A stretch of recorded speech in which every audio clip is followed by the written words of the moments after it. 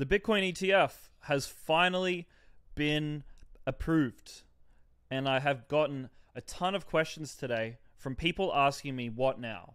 Daniel, I have a bunch of cash. What do I do? Is it too late to buy? Is the top in? Should I be taking profits? Is this a buy the rumor, sell the news? Should I put my money into ETH? What should I do, Daniel? I've been getting so many messages like this, and I wanted to make a video going over everything. I want to cover everything related to the ETF. Like, what has happened today if you've been too busy to keep up to date? What does it mean for the future? Is this bullish for the long term? What you should do if you haven't bought yet?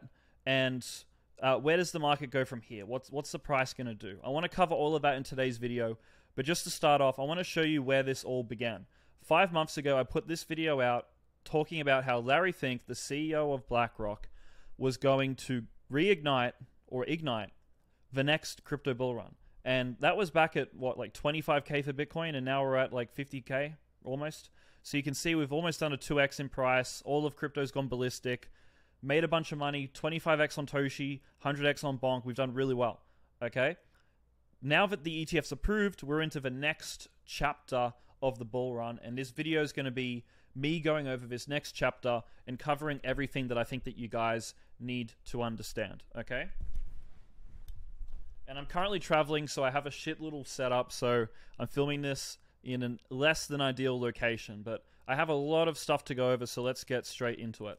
So the Bitcoin ETF is, in my opinion, a net bullish event. There is some bearishness related to how ETFs affect the digital gold narrative, which we'll get into in this video. But I think as a net outcome, it's better that we have ETFs than that we don't have ETFs for Bitcoin. Okay? Now, let's go over what this Bitcoin ETF means. I saw this tweet and I thought this was a good first tweet to show you.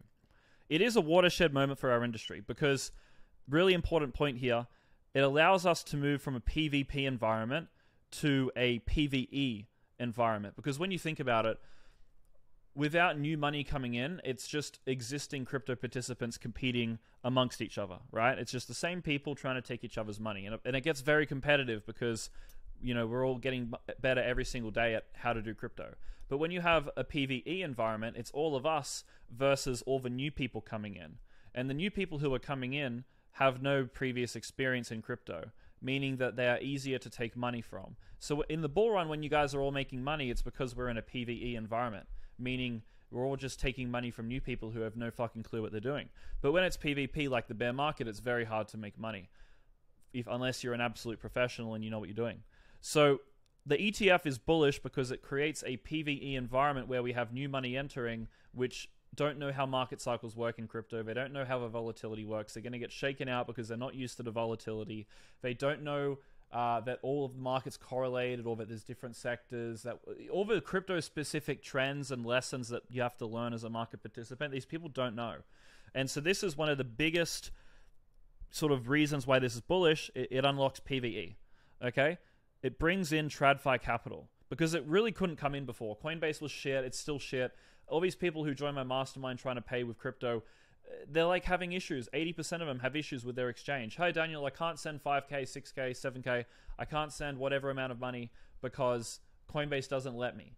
And it's like, bro, you can't even move your own fucking money on Coinbase. Like, so that's why the ETF's so bullish, right? You can just click of a button on your existing, whatever your account is. I guess not Fidelity because they've banned it at the moment, but like, let's say whatever stock exchange account you've got, just fucking press, boom, ETF, done. It's bought, right? So that's the first tweet. Now, the second post about why this is bullish is basically we've gone from being a niche asset to a mainstream asset, right? When you're a niche asset, you're only able to capture a small amount of flows. There's only so many people who are going to go after a niche asset. But when you become a mainstream asset, which Bitcoin now is, because it is now listed on the largest stock exchanges in the world, supported by the largest financial institutions in the world, held by, you know, millions of new people from the US who hold varying degrees of wealth from millions to billions of dollars, right? We're now a mainstream asset, and that just unlocks a lot of money, attention, and new users that we didn't have before. Now, another way to look at it is that Bitcoin is now going to be a standardized sort of asset that fits into a BlackRock format. Keep in mind, BlackRock is the largest firm, financial firm. Well, so I guess investment firm is a better way to put it. And that's the guy we covered in this video. This is the CEO right here, Larry Fink, okay? So the target for this is that money managers, they can take a look at Bitcoin in exactly the same format as gold, shares, or whatever other ETF currently exists. It's literally just ticking a box. Do you want to buy Bitcoin? Yes, tick the box. Should we add allocation to this ETF? Yes, let's put 0.5% in. 0.5% could be an extra $50 million. You never know. So the fact that BlackRock has endorsed Bitcoin as well to be a box in this fill in the blanks means that it is ultra easy for all their advisors to spice up client portfolios. So because I do portfolio management, I work with clients, I know exactly the mentality of sort of what it feels like to be in the position of someone who advises portfolios, right? I advise multi-million-dollar portfolios. I have to decide what these people buy. And when when you have clients trying to make money, they get greedy, right? They say, I want to make big money. And when you have to try to find an asset to make someone big money when they want it, a way to spice up that portfolio to give it a bit of a boost of a return is to add a riskier asset. So in the stock world, it's now going to be adding a little bit of Bitcoin. How many clients around the world would like to have a little bit of a spiced up portfolio to try to increase the returns by putting in the highest returning asset over the past, 10, 15 years? A lot of clients would like that, okay? And when you're a portfolio manager, you have to deal with what's in front of you. You have to allocate to what's in front of you. Now that Bitcoin is in front of them, they have to allocate to it. You have to buy what you can. So another example here he gives is that he remembers when the chicken nugget came out and it doubled the American demand for chicken, right? By placing the chicken into a product called the chicken nugget, the original product, chicken, is now in a lot more demand. So by creating an ETF, a version of, sort of a derivative of Bitcoin, essentially, you're increasing the demand for the underlying asset, okay? So this overall is the bull thesis for the ETF, okay? Just to explain it to you. Now, the ETF's out. It's so bullish. We've had billions of dollars of money come in. Why hasn't the price gone up? This is an interesting question. The reason I would give you is that we are hitting a really, really critical resistance. Now, I can see these dots here. Just ignore them, but this is a very critical resistance, okay? So I would argue that the reason that we haven't really gone up too much, considering an ETF just got approved, is that we're at a very critical resistance level. Now, not only this, but GBTC is an overhang, because if you look at the discount here, GBTC is also almost trading at parity with the price of Bitcoin, okay? So what you need to understand is that for many months, there was a difference between the GBTC price and the Bitcoin price. So if you held GBTC, you could only exit at 40% below what it should be worth. And now, after all this time, these people are now at break even, basically. And so a lot of people are going to sell GBTC because they're like, fuck, I'm finally not underwater anymore on my position. They're going to sell it, and then they're going to either reallocate it to another Bitcoin ETF, or they're just going to not put it into crypto altogether. So that is another reason why we might have not gone up much, because we have a short-term overhang of people selling GBTC, selling Bitcoin, and reallocating their money somewhere else, okay? And that's what I would do. If I was holding GBTC and I was just for the first time in a year getting back to, basically on parity with the Bitcoin price, I'd be getting out of GBTC. I'd be like, fuck this. I don't want to own this anymore. I don't want to lose any, I don't want to have to hold this asset into a discount again, okay? Now, $2.7 billion is the current trading volume amongst all the Bitcoin ETFs. By the time you watch this video, maybe it's higher, but I think that's a world record for the ETF volume of a new ETF. And, it's very, very impressive, the amount of volume we've had so far. And honestly, it's more than I expected. My base case before the ETF came out was that the ETF would come out and it wouldn't get much usage. It would take a few months to ramp up, and, it would take time. But based off of this, the initial, at least, signs is that there is a lot of built up demand and interest for owning Bitcoin. When the Bitcoin futures launched, I think that was the top of the market, and there was not really any demand for that. When we had backed launch back in like 2020, 2019, that was the top of the market. And, you know, every time that one of these large financial TradFi products is launched for crypto, it never really had much interest. It was a top in the market. This might be the first time where we've had a significant TradFi product for crypto launch and it doesn't mark the top, because we actually have real interest this time. So it's still too early to tell, but that's my initial thinking at the moment. And now here's another tweet, 1.2 billion, so this was a little bit earlier. That was in the first 30 minutes of trading. This is all the ETFs so far, and this is the amount of volume. So you can see that Grayscale, the GBTC fund, is, you know, the highest volume for obvious reasons. There's a lot of people exiting that one. You can see that iShares is next, and you got a number here of different ones here.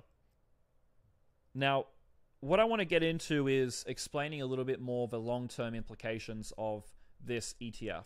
So what we have right here is an email that went out from Wisdom Tree talking about Bitcoin. So this is what, you know, millions of people in the US are going to be getting emails from their financial firms telling them about a new ETF launching to buy Bitcoin. Okay? Offer the growth potential of Bitcoin with the simple efficiency of an ETF at 0% net expense. So now all these millions of people with money are getting emailed, hey, you can buy Bitcoin now with 0 fees. Okay? So you're starting to see the narrative here, you know, come together. You can also see here that BlackRock is putting out charts showing that Bitcoin is the best performing asset in the last decade. So we're going to get into how all these firms are the best affiliate marketers we could have ever gotten for advertising crypto. But essentially you can see that these firms are creating a narrative, a positive narrative around crypto and why it is worth owning in a diversified portfolio. Okay, why should you buy Bitcoin according to BlackRock? Well, it's one of the best performing, you know, assets, major asset classes, right? Every single year, most years, Bitcoin is doing really, really well, right? 124%, 300, and I don't even know how much. Oh, that's the cumulative return, right? What's the cumulative return of every other asset class? Terrible compared to Bitcoin. Now, there's obviously reasons why this has made so much money, and there's nuance. You can't just look at this and go, oh, I buy Bitcoin because it's performing so well. But it just shows you that BlackRock is working really hard to get rid of the negative sentiment around crypto and Bitcoin. Now, VanEck just released an ad, and I want to show you guys this ad, and I'll play this right now. The world holds on to old ways until it can't. When Bitcoin was born, it broke that endless cycle. It's not a defiance of finance. Bitcoin may help guard against the government devaluing your money. Finally, you can buy and hold Bitcoin in an ETF with the VanEck Bitcoin Trust, HODL. Search the ticker HODL in your stock trading app today. Hope you guys could hear that. So, as you could see, what's the memorable quote from this? Bitcoin may help guard against the government devaluing your money. What's the biggest narrative around Bitcoin? It's this digital gold narrative, that you can own a digital version of gold which has a fixed total supply, that has a predictable inflation rate and a predictable supply issuance, that doesn't go up, even that the amount of Bitcoin created does not go up when there is more interest, the price being higher, there is more profit. The supply in inflation is fixed. Okay, it's halving every 4 years. It's becoming more and more finite. It's harder to get new Bitcoins every 4 years, right? This whole narrative is now being pushed by the largest financial firms in the world. Okay, the best affiliate market. Imagine you ran a business with a shit website, a shit Instagram account, and a shit funnel, and you were still making money because you had people that really wanted what you were selling, but it was shit, right? And then imagine a guy, like 10 dudes came along, billionaires, and they said, hi, we can make your business grow massively. Just give us a small amount of the profits. We built billion-dollar companies. We want to incubate you, and we want to turn your business into a massive company.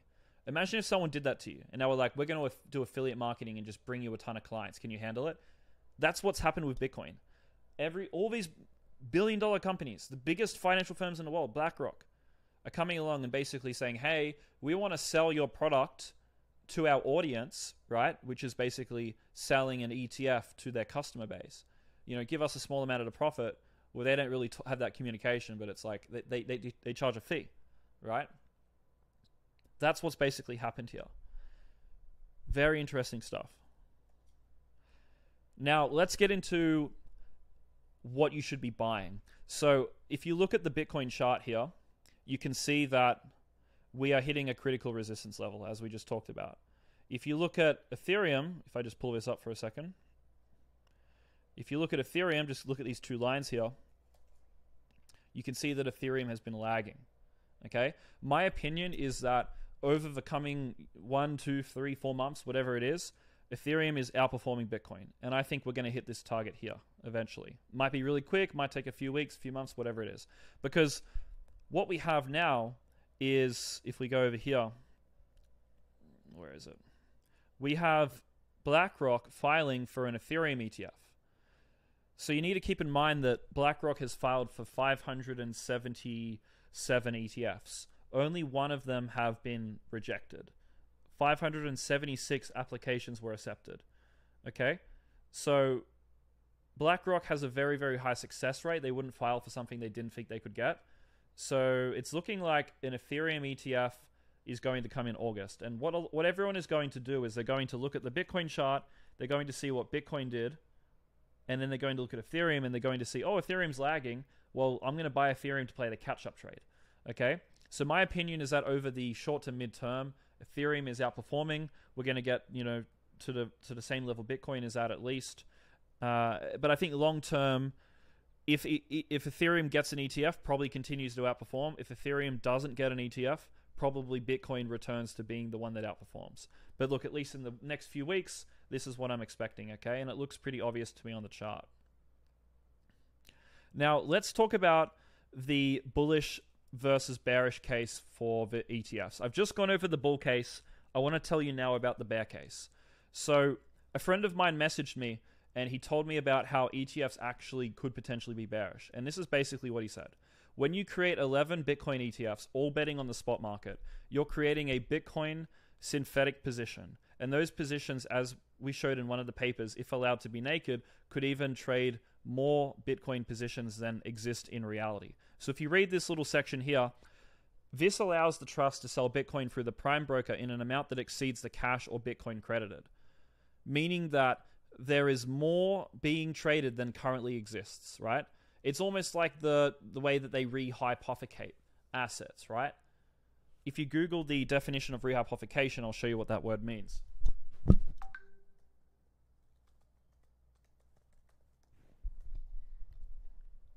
Okay, rehypothecation is where banks, brokers, or individuals use collateral that they do not own to basically help financial assets. It's basically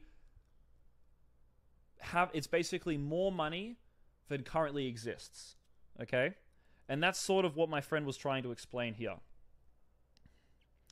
With these ETFs, assuming they're allowed to be naked, there can be more Bitcoin positions than exist in reality.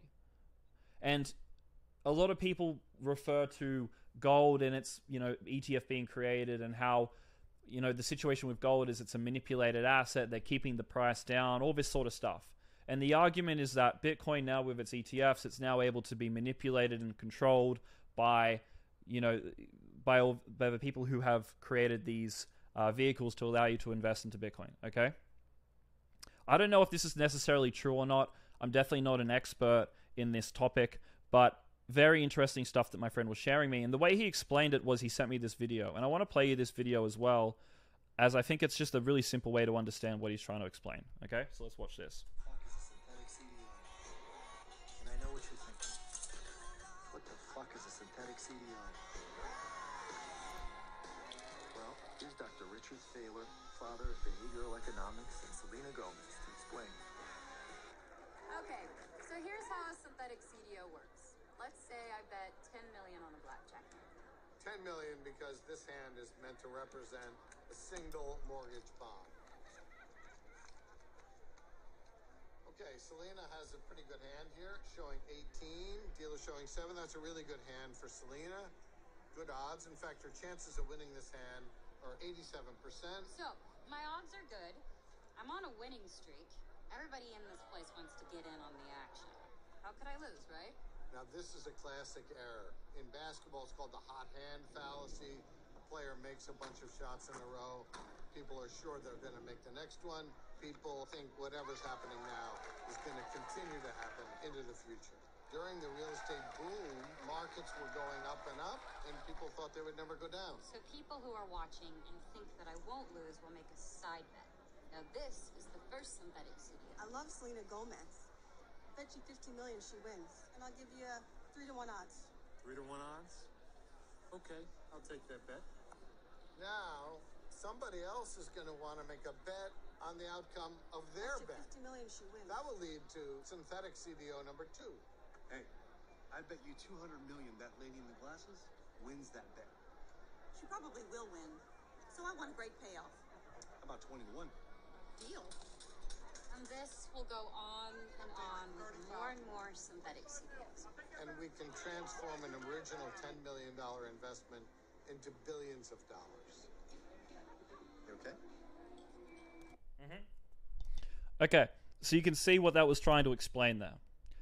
There was a $10 million bet put into that bet, but there was a lot more money betting on the outcome of that bet. Okay? And the thing with a bet is a bet requires someone to do something on both sides. So when someone says, I think this is going up, in a sort of a leverage sense, where they're sort of, let's say they're like in a betting sense, right? You say, I think this is going up. In order for you to place that bet, you need a counterparty. You need someone to say, I think this is going down. Okay? And, there's obviously nuance to this and how it relates to the ETFs, and there's a lot of complexity that I don't want to get into, but this is the potential bearish case. It's the fact that it could destroy the digital gold narrative, as there can be more Bitcoin positions than exist in reality. Okay? Now, we've gone over the bull case. Okay? We've talked about everything that we go over here. The greatest affiliate marketers are now partnering up with Bitcoin in a sense, as if they're trying to like grow the business, and this is all looking really good. So let's talk about what you should do now. If you have a lot of cash, you want to buy, you're probably feeling the FOMO, what should you be doing? Regardless of what is happening in the market, when the market is going up, it feels good. There is a reason for it to go up. You feel like buying. When the market's going down, it feels like shit. It feels like it's going to go lower. It feels like there's reasons to go lower. You're only going to be profitable as a long-term investor in the market if you can consistently buy low when the market is afraid and sell high when the market is greedy. If you go on Twitter right now, all you're going to see is mass celebrations and euphoria and excitement and just congratulating and like a victory lap, right? Everyone's won, woohoo! Everything's going great. And you're probably wanting to buy right now. The market can go higher from where it is right now, but if you're looking at the outcome of over a 10-year time frame of buying today when the market is euphoric and happy, you're looking at a net negative outcome where you actually lose all of your money.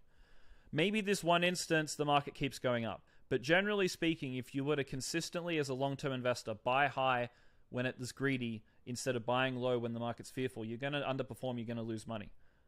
Okay?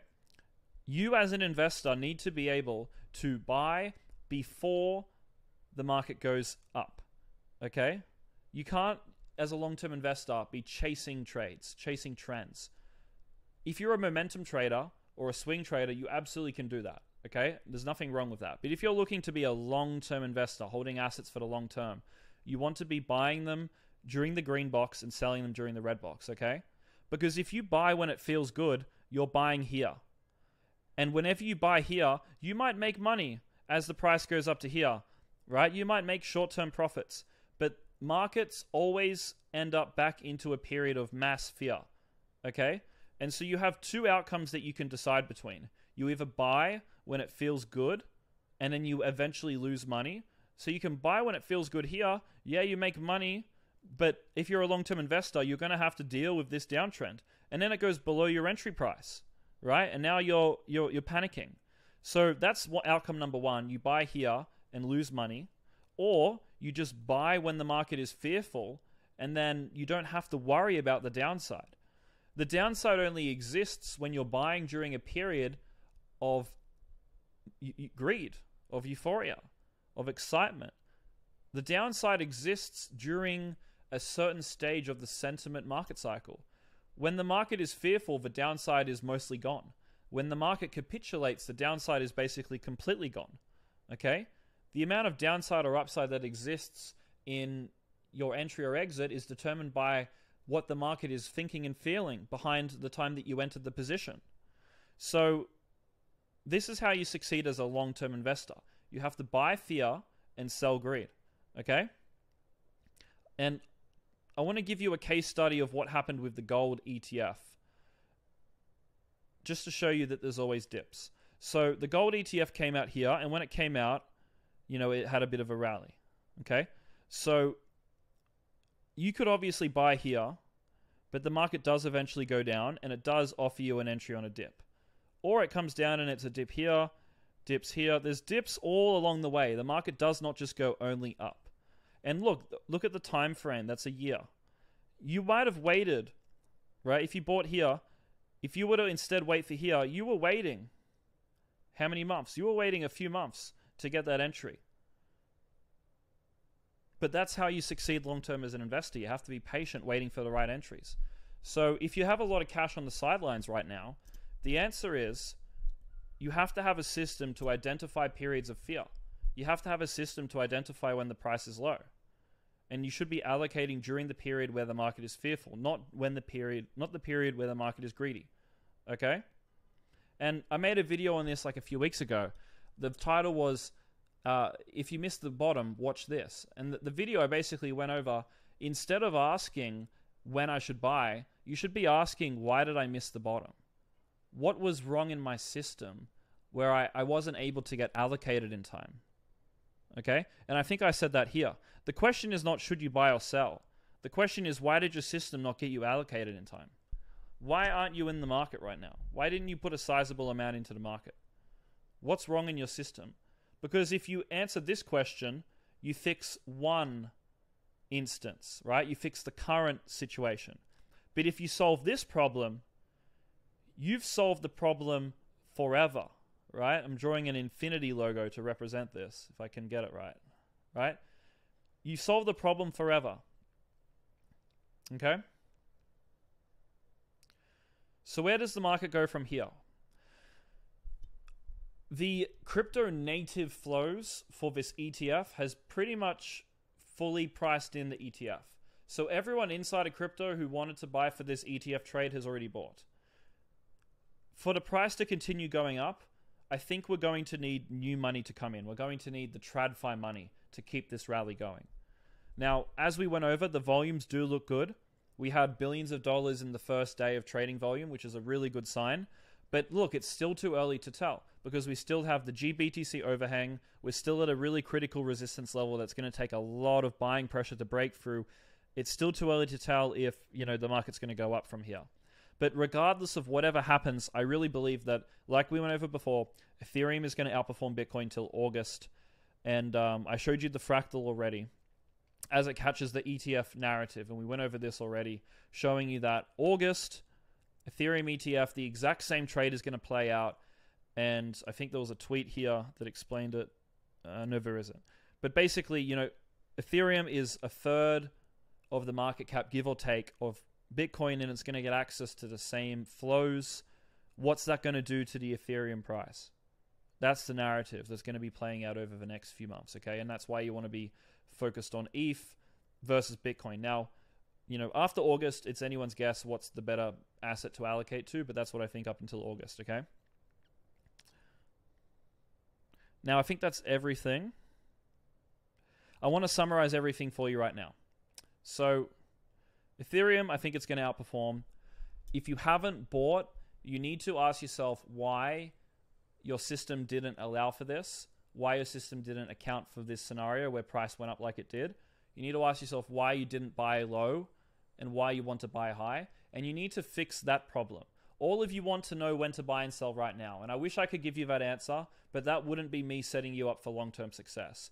If you want long-term success as an investor, you have to follow a system, a strategy. You have to have a defined edge. You have to have a certain situation happen where you do all of your trades or investments. That is only when you have an edge, right?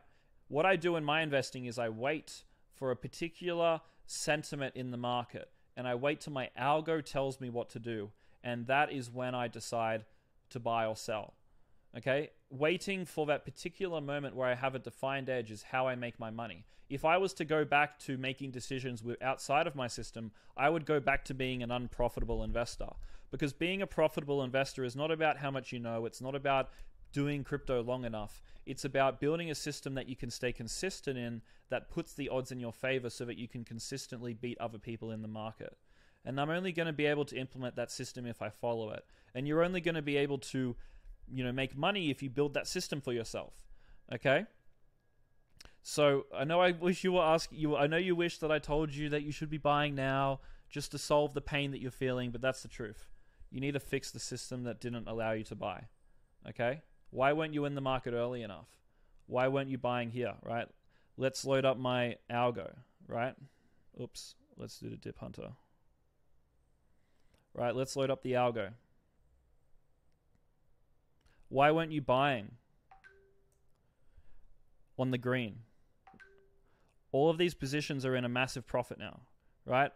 10 buy signals on Ethereum at the exact bottom on my main investing system, waiting for a particular period in the market to allocate.